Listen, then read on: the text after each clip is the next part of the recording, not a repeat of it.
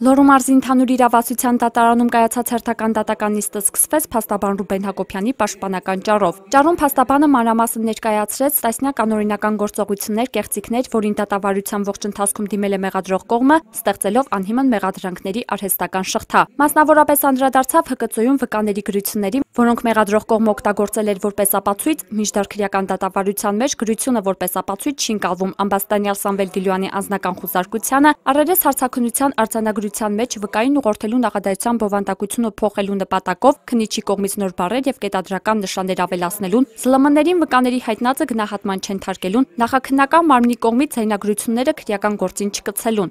Այդ վկաները դատարանում հաստատեցին, որ լրագրողին հայտնել են ճշմարտությունը։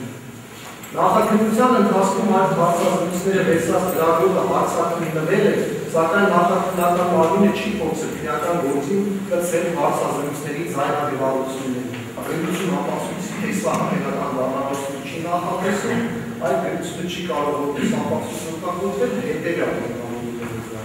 Դատարան չեն ներկայացրել եւ դատաքննության ընթացքում չեն հետազոտվել այդ անձանց հաղորդչական ծառայությունում կատարված հարցաքննությունների արձանագրությունները։ Այդ գրության մեջ մի քանի տոկոս դրանց բովանդակության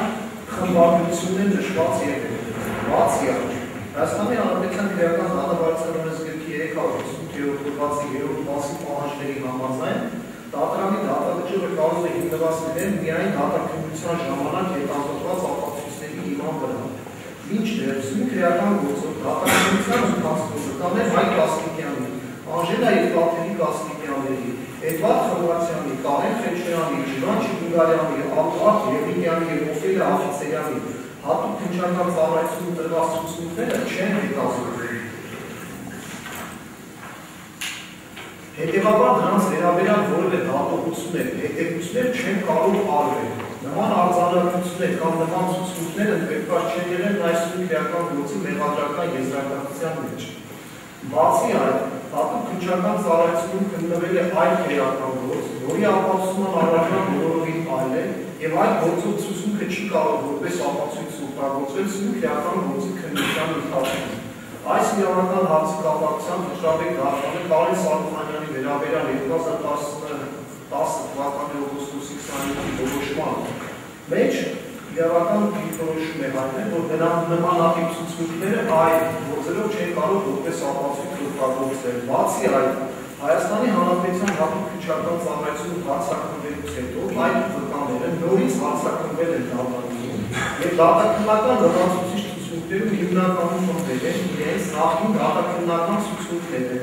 Ավելի կոնկրետ, որևէ մեկը չի հայտնել այնպիսի տեղեկություն, որը հնարավորություն տա հետևություն անելու այն, որ Սամվել Դիլոյանը վիճաբան է կրվել է Սամվել Շարբասյանի հետ եւ նրան հարվածներ է հասցնել եւ նրան իբրև թե դա տեսել։ Փաստաբան անդրադարձավ նաև դուժողի նախկին իրավահաջորդ Սաթիկ Սարգսյանի անվամբ կեղծված եւ անհայտ հանգամանքներում դատարան մուտք գործած դիմումին, քննիչների եւ փորձագետների կեղծիքներին, հանձնաժողովային հետազոտական մաս չունեցող լրացուցիչ եզրակացությանը, դատախազի արտաշինման գնալուն եւ վերջինիս կողմից Ամբաստանյալ Սամվել Դիլոյանի ցուցմունքները չգնահատելուն։ Դատախազը որևէ կարևորություն չի տվել այդ հարցին, այն հարցին, որ դատարանում չի պարզվել մատնանշած դիմումը ով եւ ինչ եղանակով է հասցրել դատարանը։ Քանի որ փոստային հավաստման չեն ներկայացրել եւ դիմումը ոչ թե օրինակ է, այլ սխալ արած հաստատում։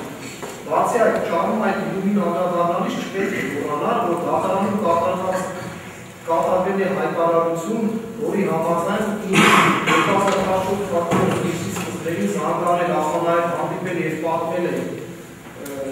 Սերգեյ Վերանյանը, որ Հելսինկյան քաղաքացիական ասամբլեայի հանածուր գրասենյակի աշխատակից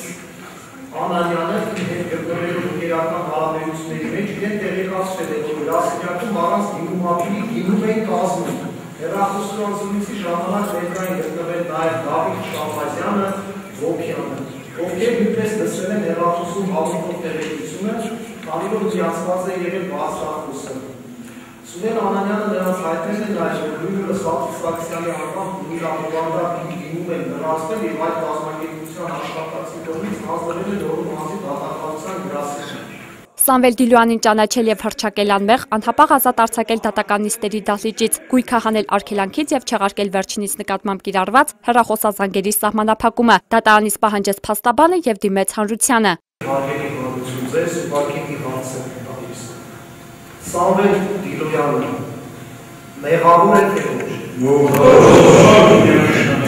Ամբաստանյալ Արտակ Վերանյանը նշեց, որ վեճը եղել է իր եւ դժողի միջև, հետեւաբար ինքը պատրաստ է կրել օրենքով սահմանված պատիժը, սակայն դատապարտել անմեղ մարդուն այս պարագայում Սամվել Դիլոյանին չգործած հանցանքի համար անարդարացի է։ Ընդունում եմ ձեզ հարգելի դատարան, դուք երբ ավելի արդարացի դեպքում մեղադրանքի կողմին չեմ արարանում, որովհետեւ իհարկե կեղծիքները դες ինչպես սակած այս ծածկերով են հասցրեցին։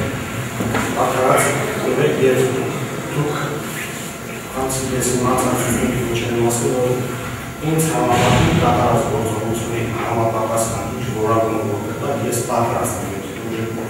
Ամբաստանյալ Սամվել Դիլոյանը եւս կատարեց իր վերլուծությունը, անդրադարձավ դատախազի վերափոխած մեղադրականին, ասելով, որ նույն դատախազի գրած մեղադրականը էականորեն հակասում է իրականությանը, հիմնովին փոխելով ողջ պատկերը։ Բառացի մեջ բերեց փորձագետի խոսքը կապված լուսանկարների հիման վրա եզրակացություն կատարելուն եւ թվարկեց այլ բաց թողումներ եւս։ Դրանից հետո հետևեց իմ հարցերի հետ։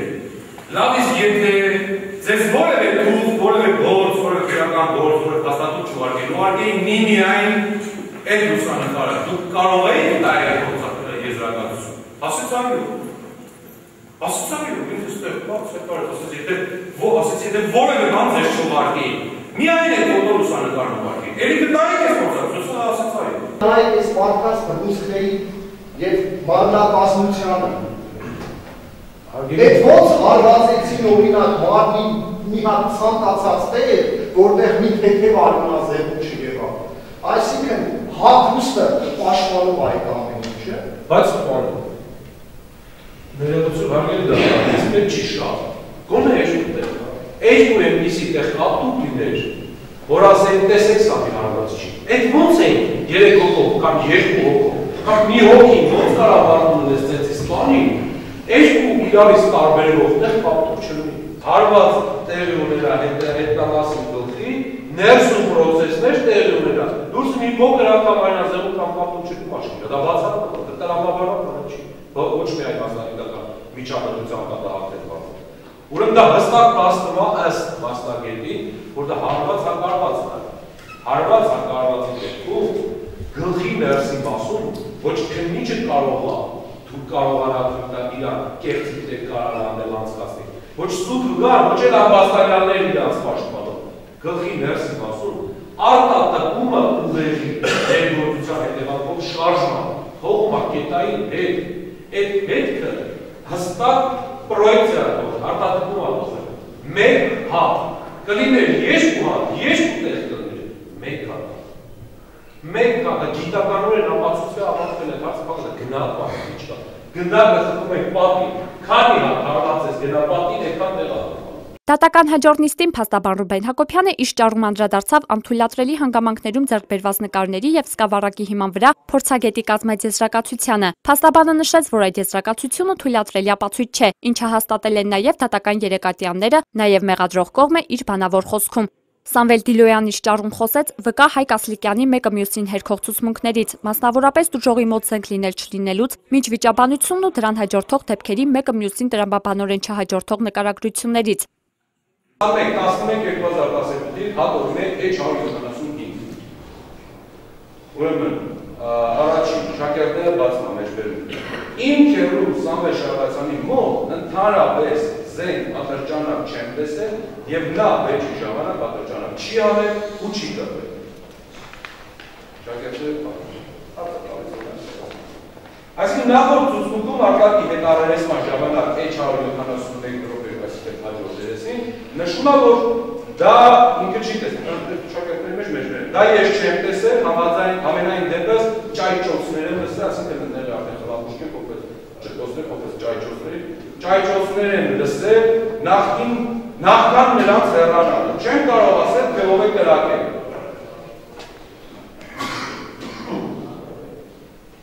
Իսկ այստեղ արդեն ես մի ցուցում։ Ընդհանրապես զենք, ատրճանակ չի տեսել, քերից չի հանել, չի տեսել, չի կրակել, Եթե դու ականատես վկա ես, չի ասում եմ իրավան, ասենք թե ընդհանրեն իրավունքով մատան։ Ասում, դու ասում ես ես որևէ բան չեմ տեսել, ասենք դրա հետ կապված, մենակ լսել եմ։ Ձեր կանով բան։ Դու ո՞նց ես փաստում ասում ես քերոջ չի անում։ Այսինքն ամենը չի ուղիղ ձեր քերո աշխարհը քերո ձերներ,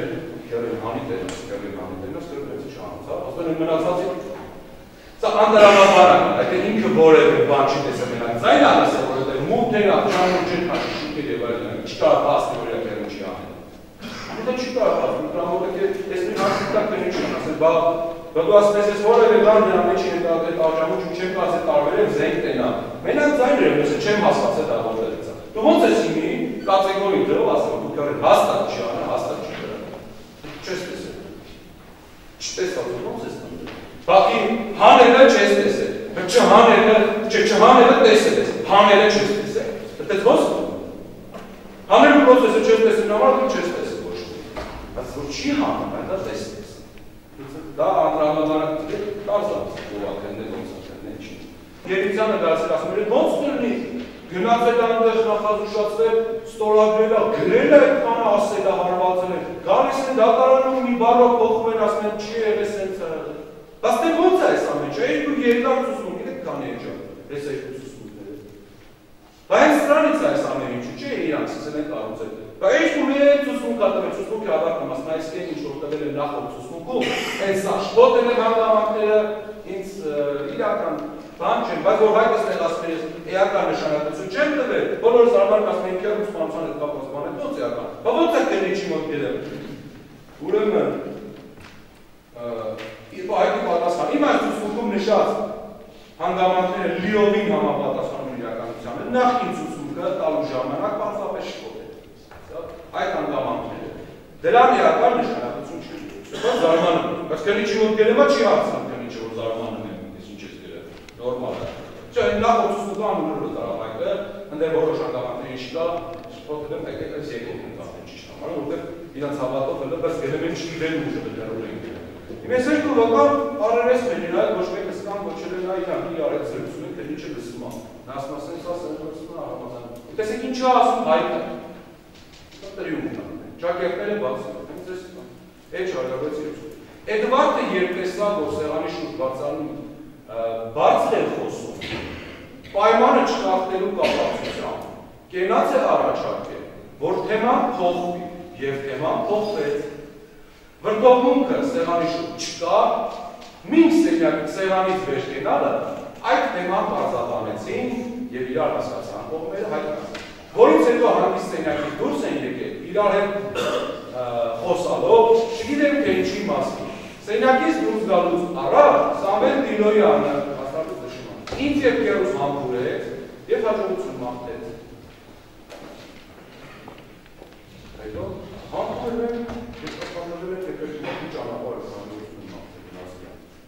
Ինձ չի գուշտել։ Ես որդ է ես այդ մենի չէ որոշել ուտել։ Ես ծուցմունքից հետո, ինքը ոնց է դնել եմ, որ ինձ ուտել է։ Որ ես եմ համբուրել ճանապարհը, առերես կմեն եք պատմանատես որվա։ Իր տված ցուցմունքում Հայկ Ասլիկյանը նշում է, որ իրավիճակը մեղմելու նպատակով ինքը ևս մասնակցել է ծեսկրտուքին եւ անհայտ անձի կողմից վնասել ականջի ետևի հատվածը, ինչը վկայում է այդ հատվածում առկա կապտուկը։ Այդ նույն օրը ցուցմունք ներկայացնելուց առաջ վկան առերես հանդիպում է ունեցել ամբաստանյալ Արտակ Վերանյանի հետ, սակայն այդ մասին ոչինչ չի ասել։ Հարց է առաջանում ինչու։ Այս եւ այլ հարցեր չեն վրիպել ամբաստանյալ Սամվել Դիլոյանի ուշադրությունից։ Տասնյակ հակասությունները Սամվել Դիլոյանի հիմնավորմամբ էապես փոխել են գործի ողջ ընթացքը։ Ամբաստանյալն իր խոսքը կառուցեց հստակ տեղանշումներով, բերելով նախ դատախազի մեղադրականում հիշատակված հատվածը, ապա իրական բնորոշումը։ Եթե իրական չէ կա, որը առաջացել է, ինչ-որ մեկին ինք արդեն որոշում է, ոչ թե մտածեցի, ոչ թե գնացի, αλλά արդեն չէ, փոքր ցուցադրեց, որովհետև ձերում այդ հարցերը տալու է, որ բատուղի չես խառնում, բեկնամաս տրամաբանականացնենք այդ հարցը։ Երրորդ ցուցմունքում նոր ինքնասնով։ Հեռացնելից ինչ-որ մեկին, չգիտեմ ով, հեսանք որտեղ պետք է չգիտեմ ով, ինձ ականջից հետևի մասին հարվածեցի, կապտուկ էր ուտում հեսա, բա որ դու կապտուկ ունեիր, բարվակ է դրանից մի քանի ժամ առաջ այդ ոլը առերես է, բա չէր ատակ երեսին ասան, կարող արտապրետ ես մնատասմեն հայտ ժամանակ ցույց տաս է կապտուկ, ես կողական չէ տերի կապտուկ, Չէ, արտակետ կարերեսն է, արերեսունից հետո նոր կտարել է այս ծուցմունքը կվերցնեն, որ էլ մեկ էլ դրանից հետո որից է պետք է ես երբ արերես եք կապուկը, ասենք անցել է կապուկը, էմելա անցել է, բայց որ այդ որ միշտ արերեսունից կապուկս հեսար նայի արկատն նայել ասել հայերի, հեսով աղպետ ենաս, տենց ու ինքը չէ, որոշմեն, ես կվաստի դրանց կամից են կանենք, ասենք կապուկ էլ է։ Արգամ Հովսեփյանի ենթարկության կա աշխատող այն երկու մասնագետները, եթե կարելի է վերապահում այսպես կոչել։ Այս նույն ամենի շուրջ ստորագրելով եւ բացի իրանց այդ ամեն ինչը որ պատասխանատվություն լինելու իրենց խոսքերի համար ճշմարտության մասով։ Իրանք մենք հաշվում ենք, այսինքն բացահայտ անգամ մենք ոնց ասենք բոլորը հասկանան ինչ է կապված։ Հարց է տալիս Երիցյանը, հնարավոր է մենք կարողացի ձեռացել իր մասնագետին, ասում են այո հնարավոր է, ասում ենք մեկ նորից, այսինքն դուք գիտում եք որ հնարավոր է կամ չէ, մենք այո հնարավոր է, եւ 6 անգամ մենք մաշվել ենք, մենք ունենք եւ դրատեսարությունը եւ զանազանությունը, այստեղ կա, եւ զանազանությունը այստեղ ունենք։ 6 անգամ մարդը ավելի շատ քան հանձնաժողովի նախագահ, տնտում եւ ասում է, որ այո հնարավոր է մենք կարողացից, անգամ Երիցյանը իրան հասկացան բավարար հնարավոր է մեկ կարողացից։ Ինչի է կտեղ դրել 3-4, ուսման մենք մոտակրապ ես ենք դրել, դա հարցուտակասան է, մասնագետի դատապաս։ Հիմա մենք աշխարհին ասենք այդ բանը չենք տեսել։ Սեպտեմբերի 23-ին կկայանա դատական վճիռը, իսկ դատավոր Նարինե Հովակիմյանից, ինչպես դատավարության ողջ ընթացքին ուշ-ուշով հետևող վանաձորցիներն են ասում, ակնկալում են արդարացի եւ օրինական վճիռ։ Հերմինե Այվեզյան, Կամոտ Ծատուրյան, Լոռի հեռուստաընկերություն։